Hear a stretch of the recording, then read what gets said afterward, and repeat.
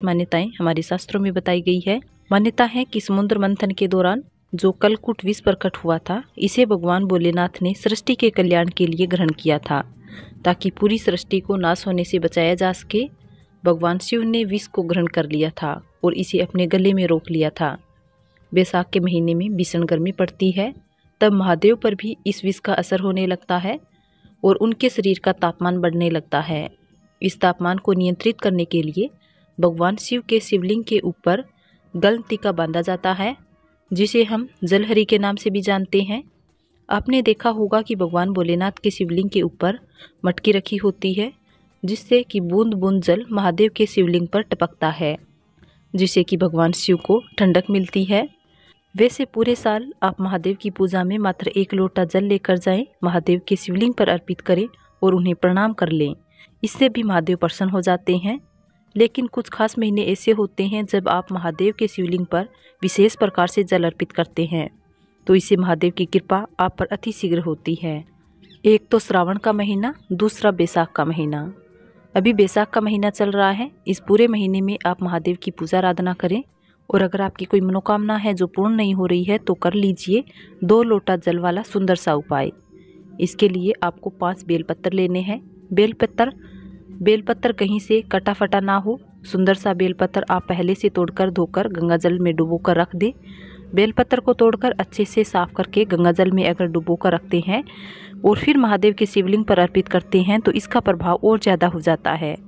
इसलिए संभव हो तो पहले तोड़कर इसे साफ करके गंगा जल में डुबोकर रख दें।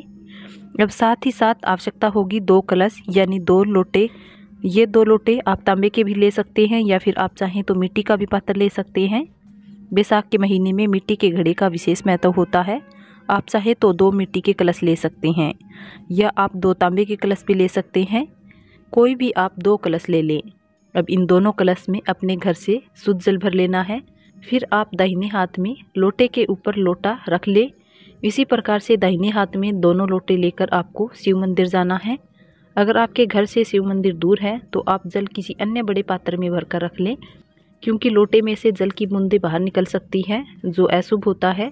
इसलिए आप अन्य पात्र में पानी भरकर रख लें। साथ में कलश लेकर शिव मंदिर के पास पहुंच जाएं। फिर आप इन दोनों कलश में पानी भर लें उस पात्र में से। फिर दाहिने हाथ में दोनों कलश एक के ऊपर एक रखकर फिर आप शिव मंदिर में प्रवेश करें। जिनका घर मंदिर से बहुत ज़्यादा दूर है वो ही ऐसा करें। जिनका घर पास है वो कोशिश करें कि घर से ही दोनों कलश जल से भरकर दाहिने हाथ की हथेली पर दोनों कलश रखकर मंदिर में जाएं। इसके बाद मंदिर पहुंचने के बाद आपने जो बेलपत्र ले रखा है उसे आप एक प्लेट में रखकर लेकर जाएं। इन 500 बेलपत्र को एक एक करके महादेव के शिवलिंग पर श्री शिवाय नमस्तुभ्यम बोलकर रखते जाना है और अपनी कामना महादेव के समक्ष बोलते जाना है। यानी कि आपके मन में जो कामना है उसे रखकर श्री शिवाय नमस्तुभ्यम बोलते हुए ये 5 बेलपत्र महादेव के शिवलिंग पर एक एक करके अर्पित करते जाना है।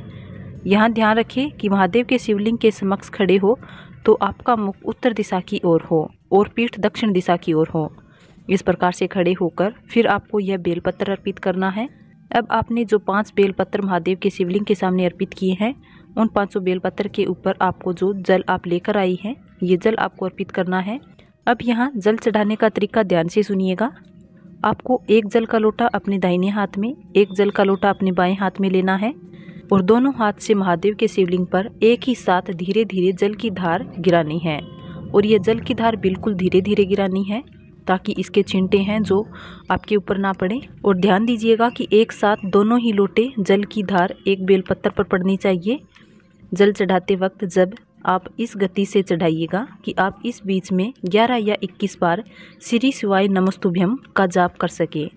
यानी कि जब तक आप जल चढ़ा रही हैं तब तक कम से कम 11 या 21 बार आपका श्री शिवाय नमस्तुभ्यम मंत्र का जाप होना चाहिए। ऐसा नहीं कि आपने सारा जल चढ़ा दिया और आपका जाप अभी तक पूरा नहीं हुआ। ध्यान रखिएगा, कभी भी महादेव के शिवलिंग पर खड़े होकर जल नहीं चढ़ाना चाहिए। संभव हो तो बैठ जाइए, बैठ कर नहीं तो थोड़ा झुक कर फिर महादेव के शिवलिंग पर जल चढ़ाना चाहिए। अब आप शिवलिंग पर जल चढ़ा देंगे तो ये जो जल है बहते हुए जलाधारी से नीचे की ओर आ जाएगा। आपको यहाँ से अपने दाहिने हाथ में जल लेना है और आपकी जो भी मनोकामना है, कष्ट है, महादेव को बोलकर श्री शिवाय नमस्तुभ्यम कहते हुए अपने दोनों नेत्रों पर इस जल का स्पर्श कर लेना है। बस इतना करके आप महादेव को प्रणाम करके अपनी कामना कहकर वापस आ जाएं। ये उपाय आप पूरे बैसाख महीने में किसी भी दिन कर सकते हैं। विशेषकर यदि आप सोमवार के दिन या प्रदोष के दिन, प्रदोष काल में अथवा महाशिवरात्रि के दिन करते हैं तो यह बहुत ज़्यादा विशेष होता है।